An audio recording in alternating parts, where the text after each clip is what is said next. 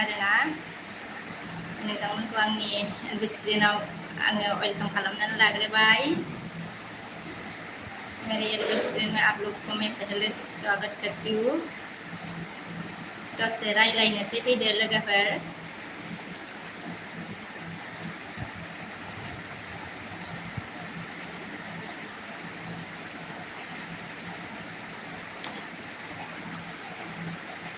उन्दुनो दिनै फुङावनो सिखारनांदों नालाय लोगोफोर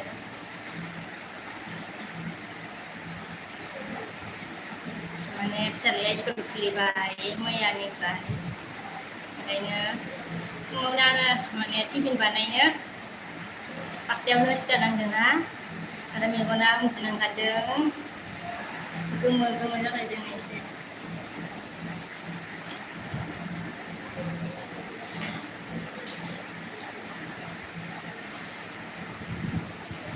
दसे फैदो लोगोफोर सोरबाफोर दंबा नुसनबायदोंबा दसे रायलायनोसै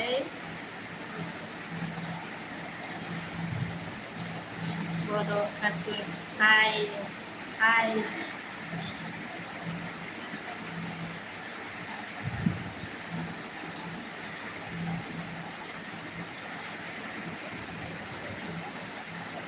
माने फिसालाखौ लायनि सिगांनो दसे फैग्रोबाय आरोना ओमफ्राय रेडि देलायखाबाय आरो लायनो बर' कार्टुन ओंखाम जाबाय नामा आब' जायाखै आगै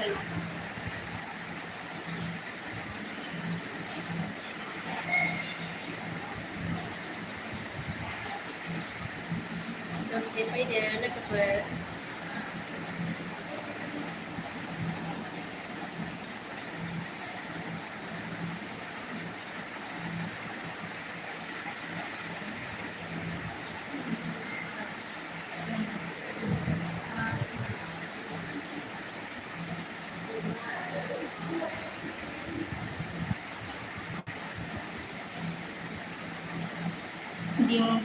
blog like dan thank you बर' cartoon ini bunga ini bungaigaw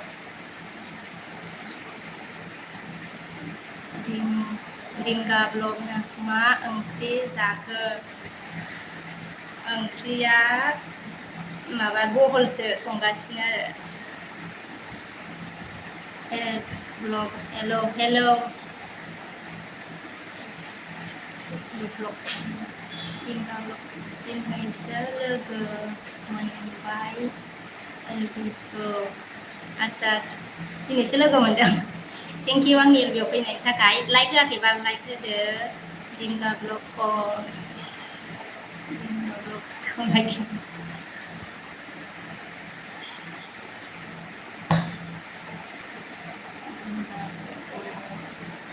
Indian terus dikai क्या दिखो एडी ब्लॉग खुलुमबाय दिंगा ब्लॉग लाइक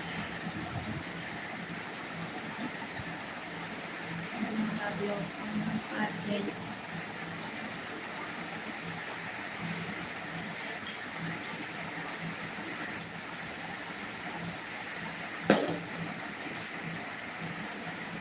विकास कैसे हो आप मैं अच्छी हूँ आप कैसे हो दिंगा लोगोफोर सपोर्ट प्लिज मी अननानै सपोर्ट होदो लोगोफोर अननानै नों बर'नि एडि ब्लग नों बर'नि yes Jitendra Kumar hi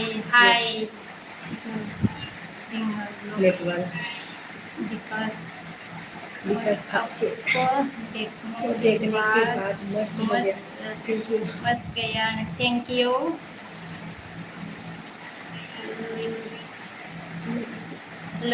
Lakshmi देवरा आप कहाँ से हो, क्या काम करते हो? मैं आसाम से हूँ, मैं कुछ नहीं करती, house wife. Rahul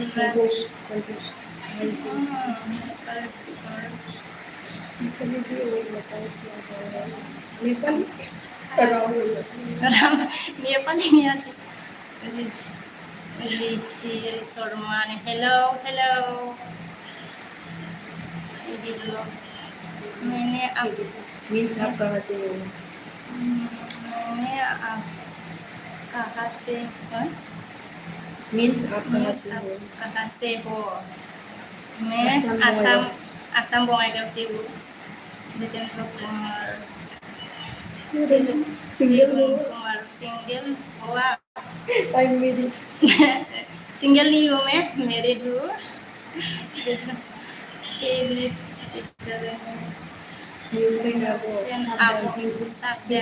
thank you के लिए, थैंक यू। संतोष हाय angel hi thank you angel हाय एंजल थैंक यू। किसिंग आपकी आपकी उम्र की उम्र सही है आपका?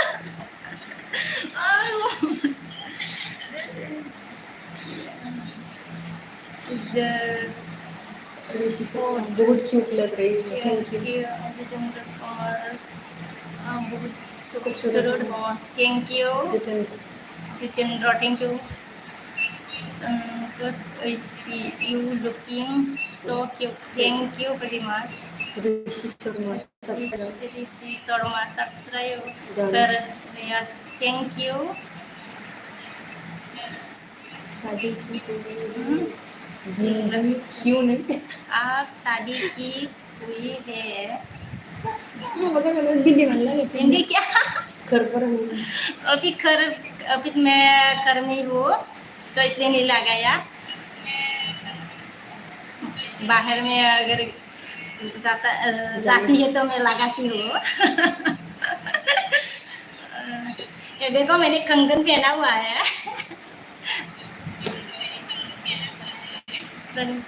रंजित बोरो हेलो बोरो नामा ओ बोरो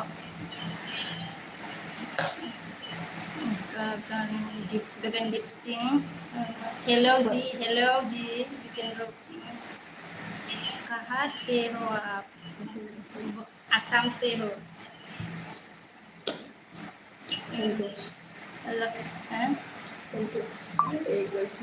संतोष एक बार इस्तेमाल करो एंजल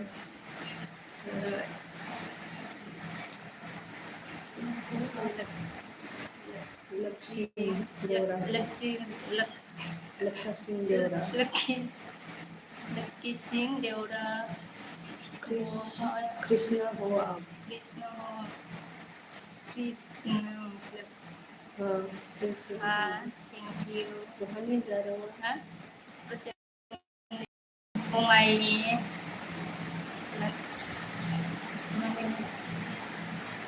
लाइक है द सोनाबर प्लीज, अगर लाइक नहीं किया तो लाइक करिए, अगर चैनल में कोई नया आया है तो सब्सक्राइब करिए।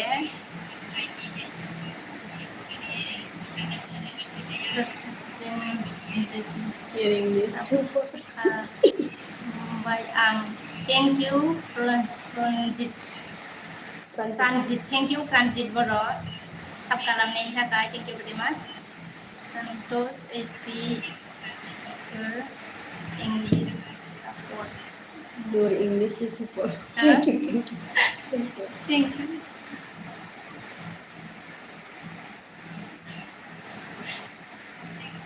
Transit Boro. Transit Boro. Okay, खालामगोन आङो दे।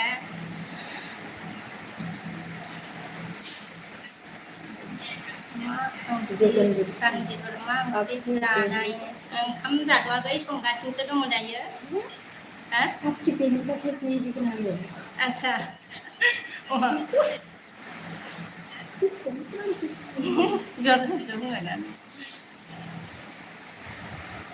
संतोष रेसिपी थैंक्स फॉर स्माइलिंग मेरे को शादी करनी है आप मेरे को सेक्सी कोई हो तो करिए मेरा मेरे मेरे लिए हेल्प हेल्प करो करो ओके ओके ओके lanjut बर हाबा जाबाय नामा हाबा जानायसो आगै आङो न'आव थानायखाय माने खोन्थाला गैयाखै माने माने खामानि मावनानै माने एसे देलायनानै आङो लाइट फैग्रोबाय आरोना ओमफ्राय दायो फिसालाबो दङ लायनो थांनांगौ आरोना ओमफ्राय आसान गानो आङो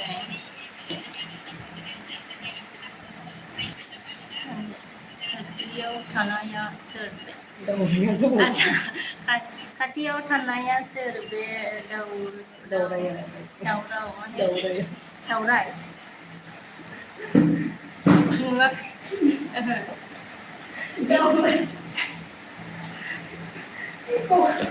आच्छा नोङो नायनाया मबाइल नायनाया जाखांबोदों नों मबाइल नायनायासो जाहैदों बिनानाव मबाइल नायगासिनो दङ ना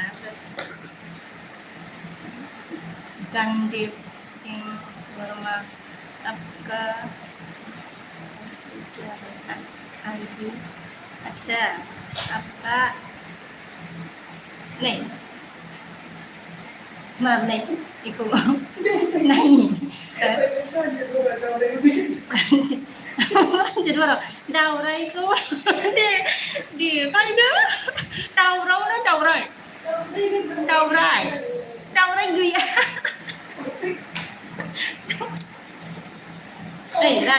रान होला माबानायनि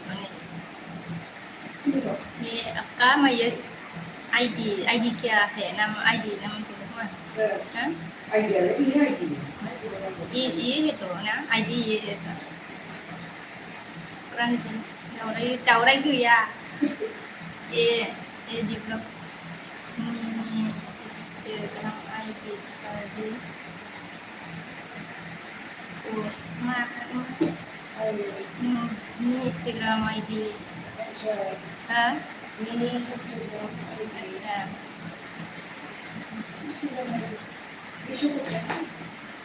मा लिरखो नों बिनानावाबा Instagram ID बिश्वकवि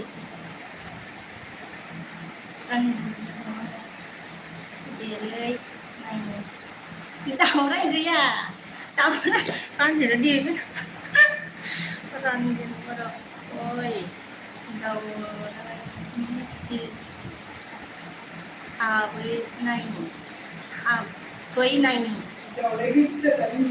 दावरायखौ थाबै नायनि ना मा दावराया जोबोद समायना नायनो मोजां दावराया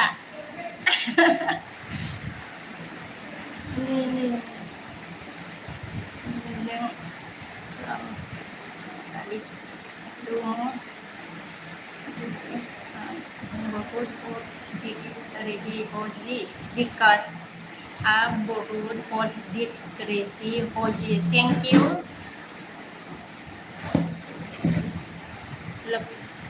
कर दिया लक्सिंग नामा ने लाइक कर दिया ने थैंक यू रंजित नोंसा बिनानाव ले नोंसा बिनानावखौ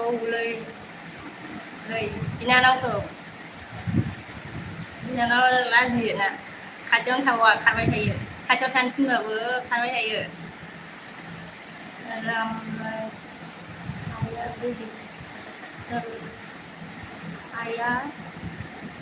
Hai baby hai Laksin aku बहुत सुंदर है थैंक यू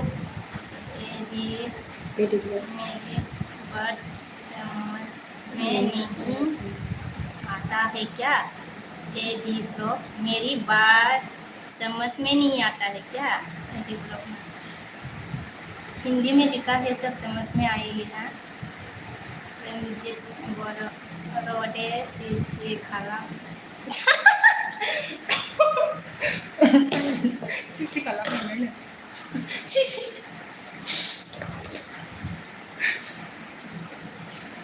दे खालाम इग्रो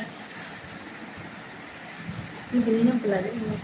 Lakshmi Deora. लक्सिंग देवड़ा मेरा नाम लक्सिंग देवड़ा है अच्छा लक्सिंग देवड़ा है लक्सिंग আপোনাৰ কাপত কোন আছে না আপোনাৰ কাপত কোন আছে পছন্দ है আপোনাৰ কাপত अपने कोने কাপত আছে তুমি Okumian Sontos Okumian gitu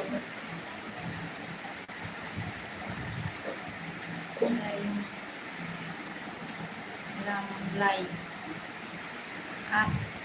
so cute oh baby thank you like करो please और अगर कमेन्ट को काट मत दीजिए कमेन्ट को दानना nggak ada kabar आङो जेनेबा हास्लाबाखैबाबो रोङाबाबो प्लिज अननानै लक्सिंग आपकी बोली सुपर सुपर है बोली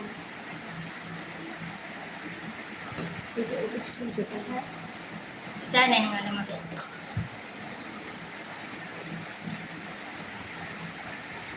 आपका नाम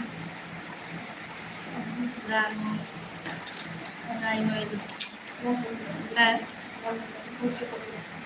मेरा आपका नाम क्या है जी मेरा नाम विश्व को भी कभी भी नहीं सुना होगा मेरा नाम बहुत लंबा है बहुत विश्व को भी एकदम लंबा है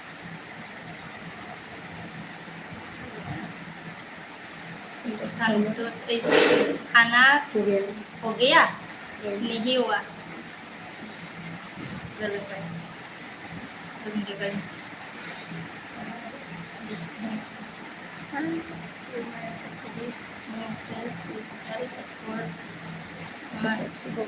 review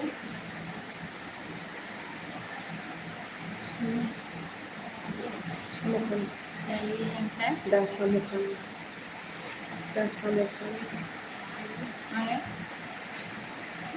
नाम जन Ramul lain malin समर्पण eh दा सामोलकान हेलो आप असम से हो क्या हाँ असम से ए डी ब्लॉग मेरा फोन नहीं पढ़ते ओ यार पढ़ तो रही हो क्या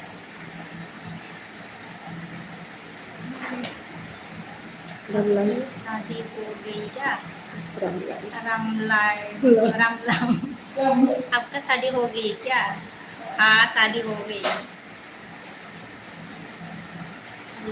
लक्सिंग देवरा लक्सिंग देवरा आप नहीं देती है अच्छा आप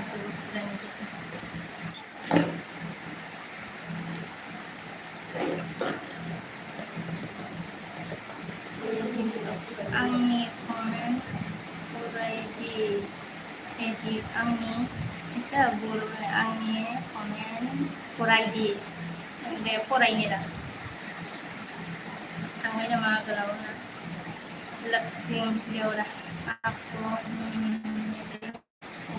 गुस्सा है आपको मेरे ऊपर गुस्सा क्यों होंगी गुस्सा नहीं हूँ मैं आपके ऊपर क्यों गुस्सा होंगी मैं आपको मेरे ऊपर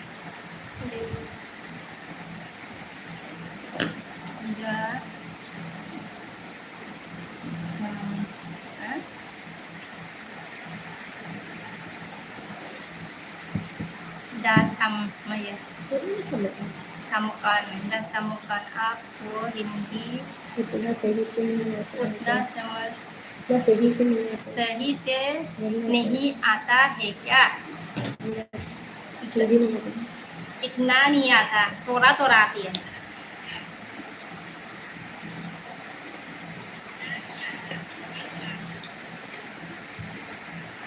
एडी ब्लॉक मैंने त्रिपुरा से हूँ। एडी ब्लॉक मैं त्रिपुरा से हूँ।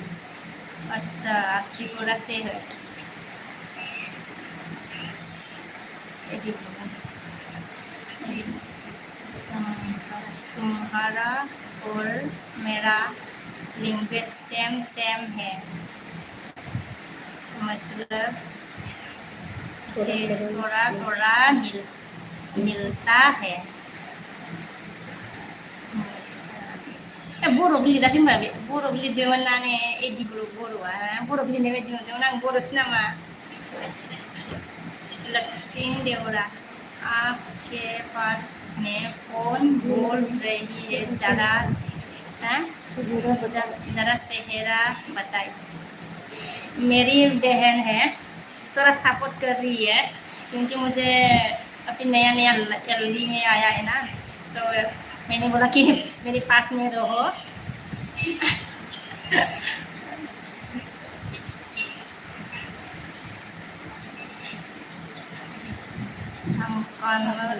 असम से कुछ बोल सकता है क्या?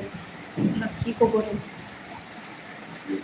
सामू खाना सामू खाना असम से से अच्छा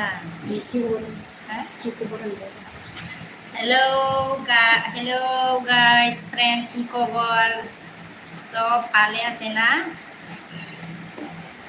ময়ো ভালে আছো।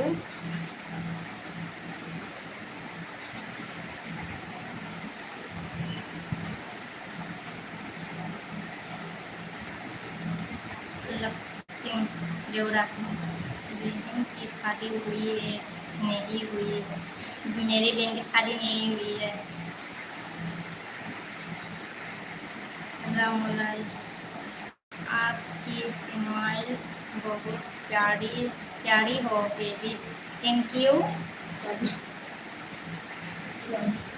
प्लीज दोस्तों लाइक करो,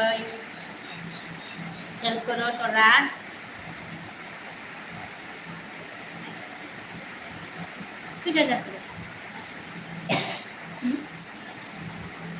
Dan kai matang mo. Season deura. Ramlai. Search. Bini di kumah, mami ikin nama dia. Bisa lihat mbak?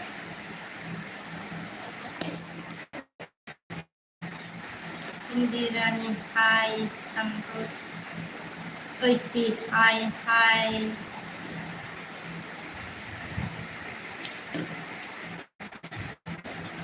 Hello guys, थोड़ा और हेल्प करो।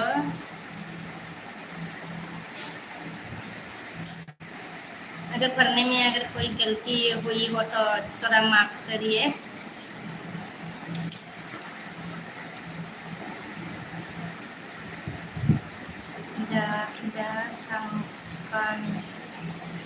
थैंक यू, मैंने लाइक कर दिया आपको। आप आसामी से बोल अच्छा लगा, thank you. Semuanya sabi, hai.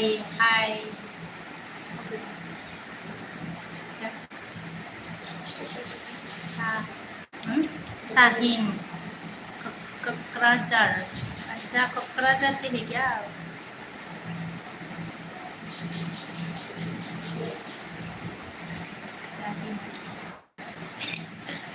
Hello guys, लोगोफोर हेफाजाब होबावदो एसे लाइक होदो, कमेन्ट होदो। आङो बांद्राय फरायनो रोङाखैबाबो माने अननानै एसे हेफाजाब होदो ना।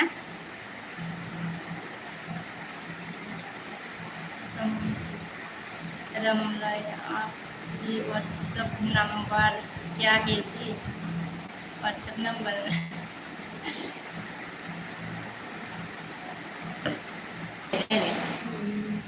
है माने आं मबाइलाव बिदि गल बिदि जायो मानो जायो? मबाइलानो माबा जायो आरो जाबाय गेजेर गल मारिबो जाबाय। this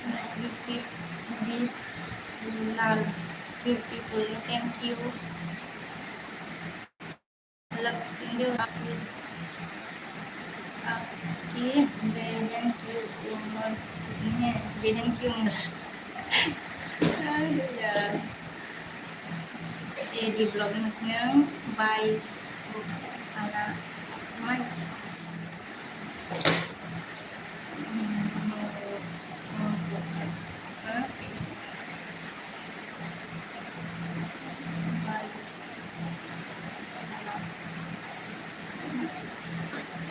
बर' इदि ब्लगाना बर' बायदियानो बर' लिरो ना हा एदि ब्लगा बर' लिरो ना हिन्दीबो लिरो ना नों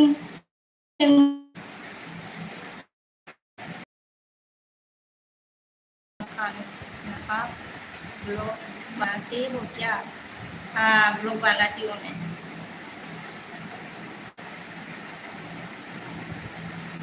दिस लाइफ ओंख्रि जाबो ओंख्रिया माबा बहल संदो आरोना ओंखाम जाखै मोजां मोजां एदि ब्लग मोजां मोजां मोजां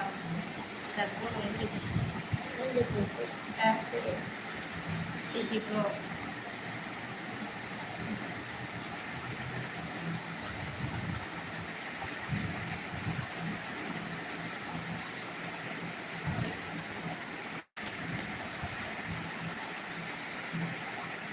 कौन कौन आया है प्लीज लाइक करो थोड़ा कमेंट करो थोड़ा हेल्प करो लोगोफोर एसे हेफाजाब होबावदो कार्टुन मा खालामदों जेबो खालामाखै लक्सिं देवरा बोलो बोलो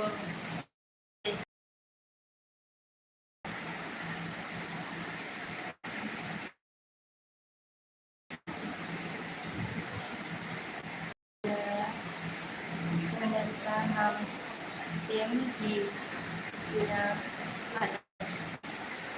मेरा चैनल का नाम ये है डीके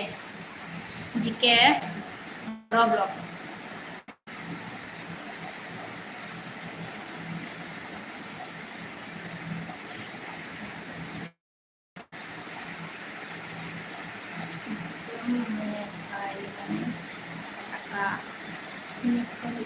ये डी ब्लॉग में आई में सका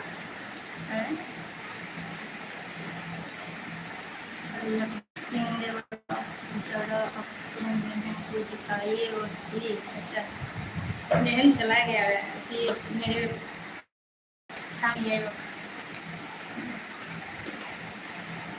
मेरे साथ नहीं है अभी वो चला गया थोड़ा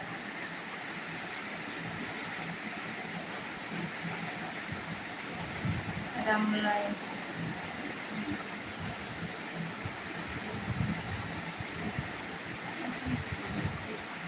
पसंद है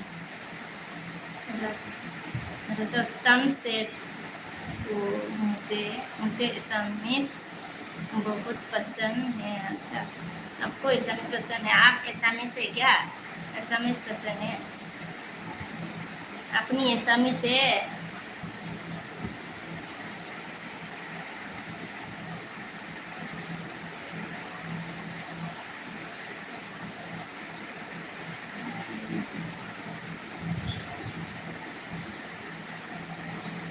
hello hello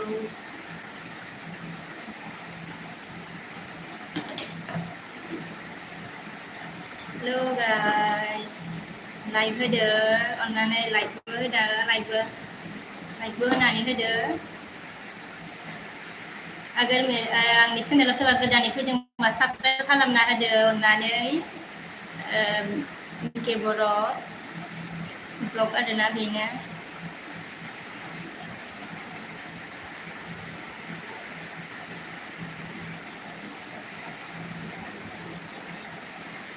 रामलाई में राजस्थान से हूँ अच्छा आप राजस्थान से है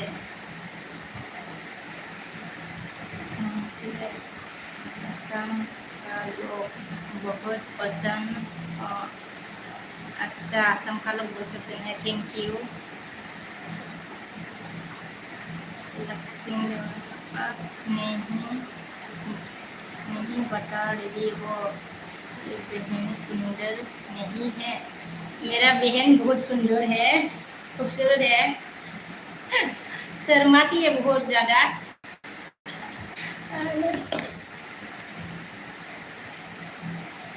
बाद में दिखाऊंगी, आज नहीं तो कभी दिखाऊंगी मैं।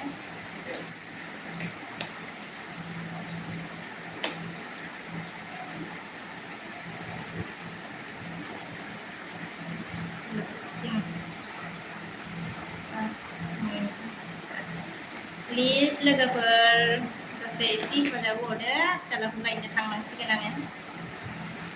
एदि ब्लग बड'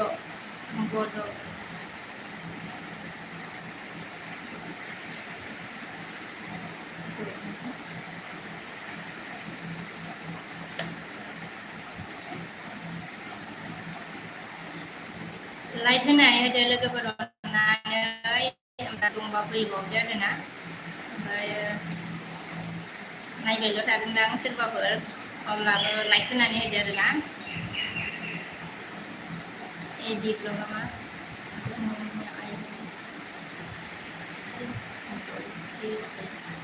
बोडो में आई लव यू कैसे बोलते हो? बोडो में आई लव यू को आं नोंखौ मोजां मोनो ऐसे बोलते, आं नोंखौ मोजां मोनो ऐसे बोलते।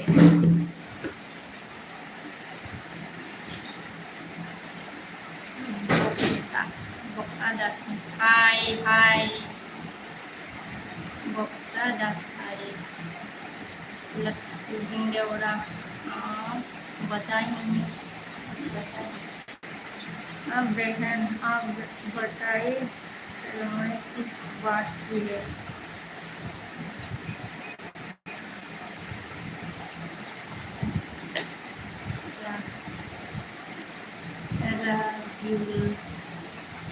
Hi, how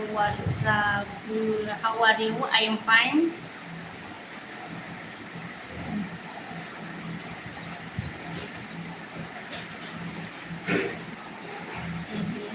I love you for love. No, जब वो बोलते हैं हम लोग। अच्छा, थोड़ा मिलते हैं ना बोटो से। आपका भाषा थोड़ा मिल रहा है।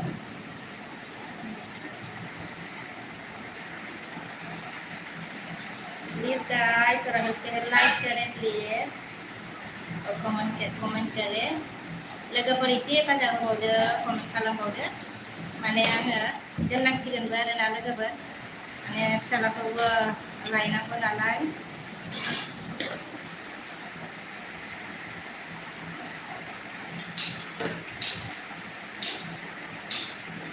खुलुमबाय।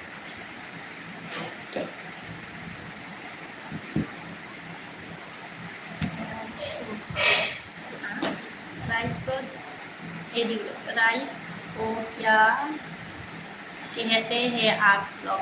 राइस को अंकाम, राइस को हम लोग बोलते हैं अंकाम।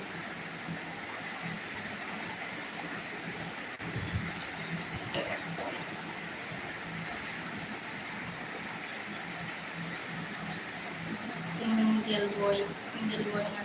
हाय आबो मा खबरलै? मोजां आगै, मोजां खबर। लाइक होदो आगै, लाइक। ओमफ्राय आंनि चेनेलखौ साबस्क्राइब खालामाखैबा साबस्क्राइब खालामना होदो। रनजित बर'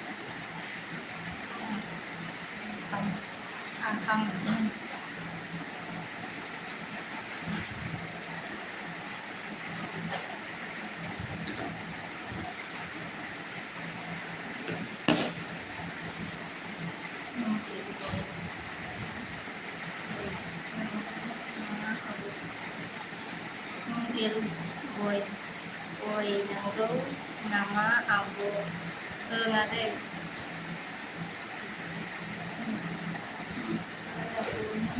bukan niman lain आङो बङाइगावनि आगै बङाइगाव थायो आरोना एबि बसुमतारी एबि बसुमतारीया मा होनदों प्रानजित होनदों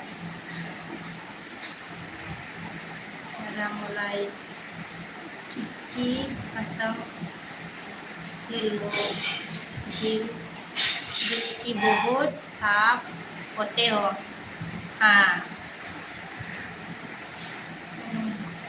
single like dan abona thank you agay Ranjit Boro aku hello buhay ma kalam आङो बेयाव थायो माने थायो फिसालाया माबाफोर जायो आरोना UPSC स्कुलाव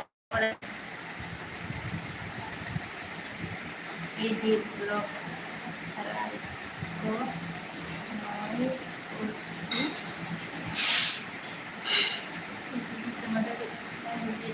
Ranjit एसे नायनो फैदो आं एसे नायनो फैदों आं एबि बसुमतारी मा होनदों Ranjit एसे नायनो फैदों आं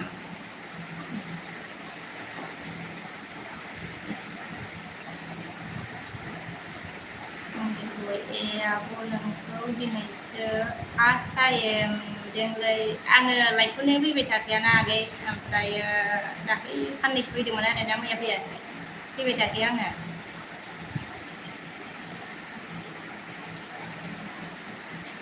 Ranjit Boro एबि आं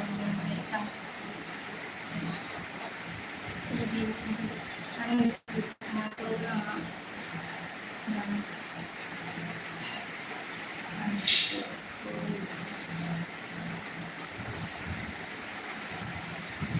Ôi dauraya bubula bilang kok dauraya bubula bilang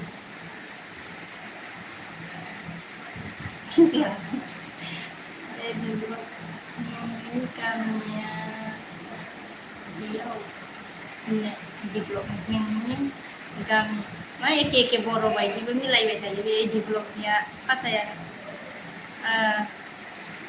bukan di boro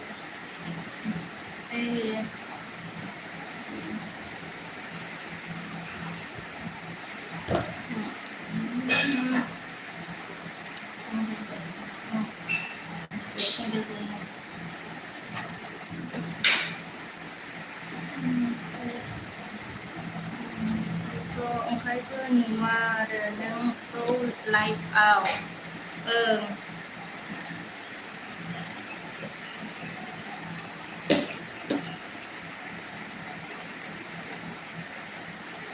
Kulis Kumar Hai Pak Bizi Hai Deberji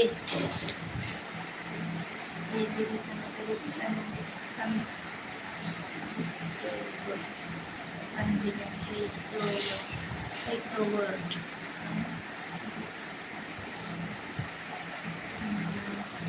Ibu kemangga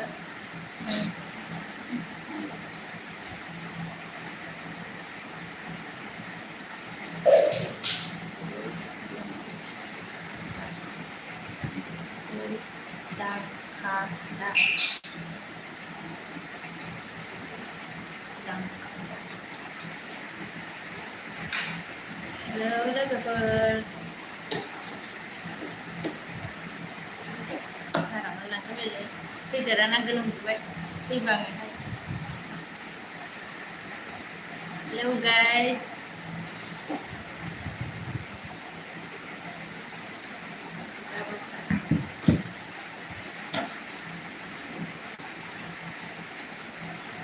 Kasi udah Lover. Kasi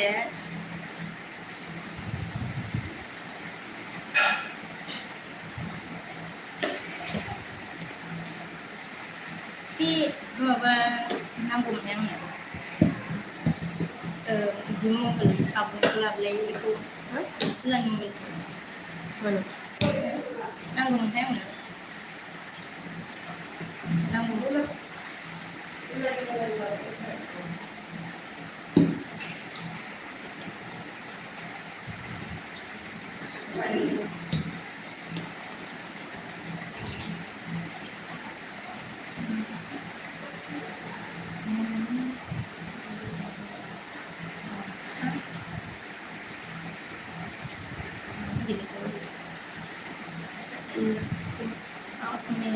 से बात नहीं लक्ष्य आप मेरे से बात नहीं करते आप क्या नाराज हो इस बात की नाराज होंगी मैं नाराज नहीं हूँ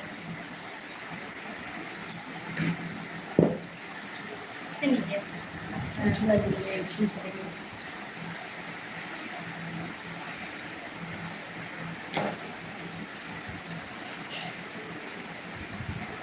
या उल्टा से जाना है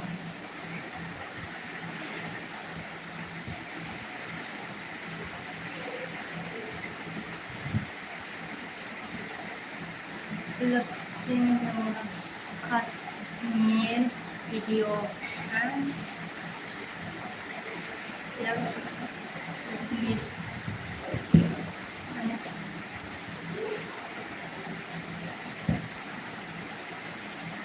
हेलो लोगोफोर दसे फैबावदो एसे लक्ष्य देवरा लक्ष्य लाइक नहीं किया तो लाइक करिए सब्सक्राइब करिए प्लीज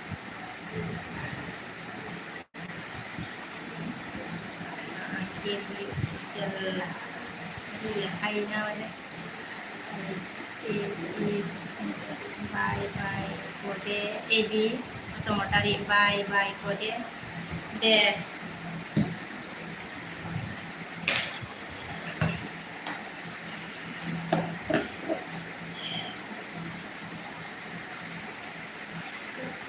like select अभी बंद करने वाली हूँ मैं क्योंकि स्कूल में बेटा को लाने जाना पड़ेगा ना अभी तो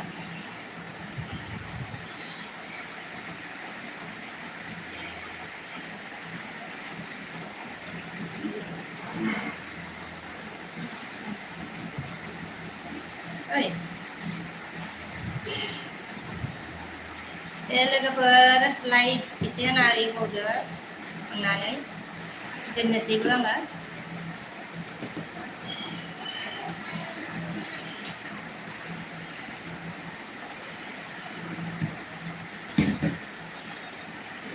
लोगोफोर आङो दोननोसै ओमफ्राय एसे फैबावदो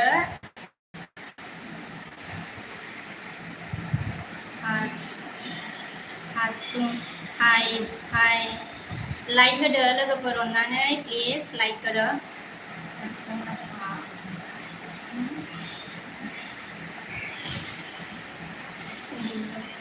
अच्छा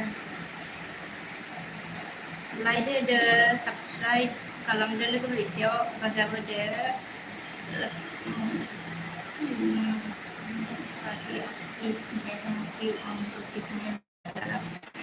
ada bikin ki bro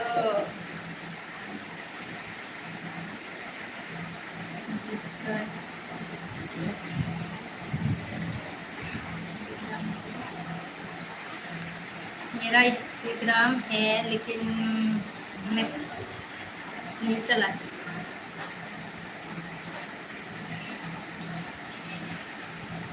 because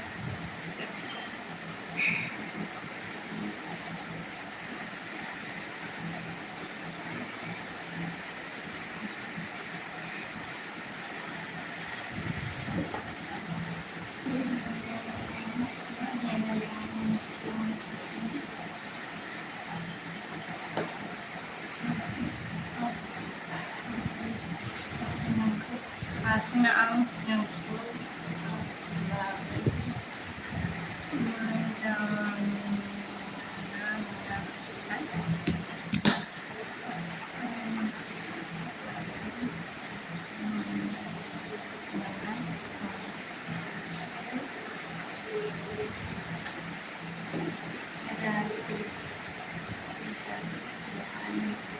Raju lang ay zaro buhani le ang bungay gauni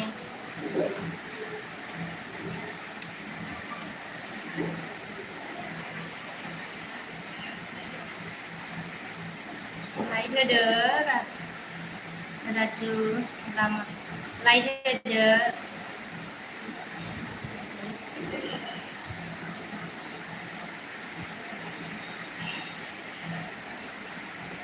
omit नारी हाय सना मोना हाय आगै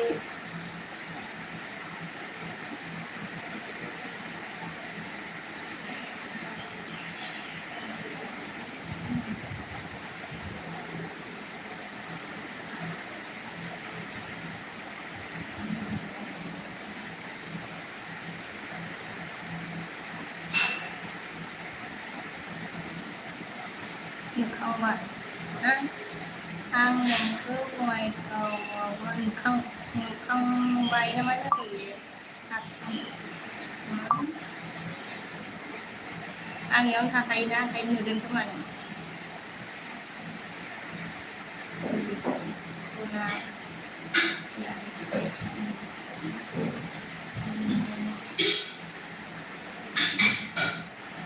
ओइ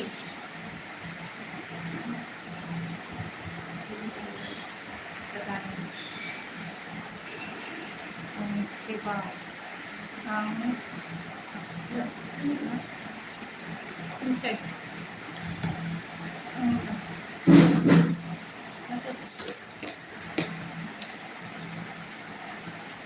सफैलायबाय गोदान गंसेबाव माने हारसिं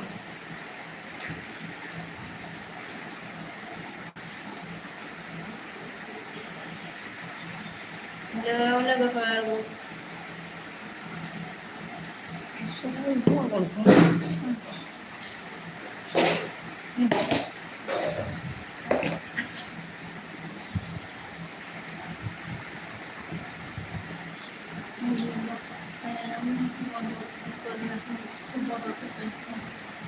Thank you.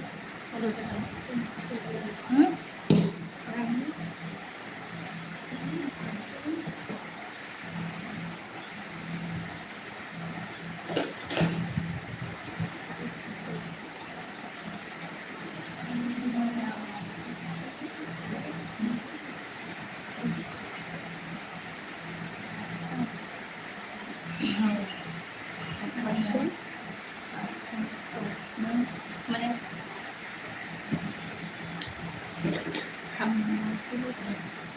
Lebih kasih sebelum. Kali sebelum hasil. Kali ini nanti. Ya sudah. Simpel konsep saya rumah. Hai mình hai mà đợi em màu này mà cái này này rồi con sẽ rồi lực không bây giờ mình sẽ đi khai khi này là mình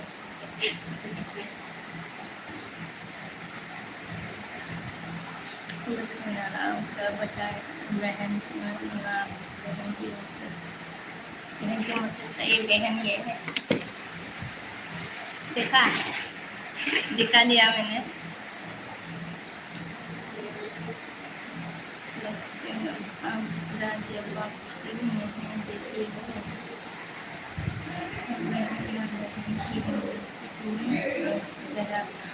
तो मैं ये बता सकती मैंने दिखा दिया है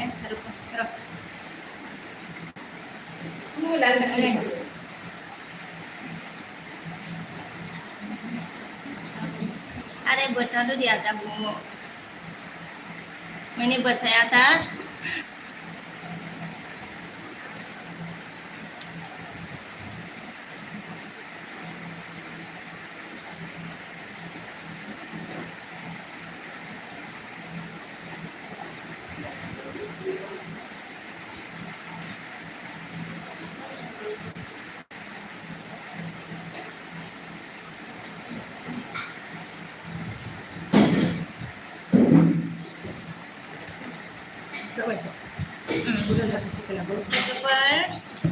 Ang din saya hay mula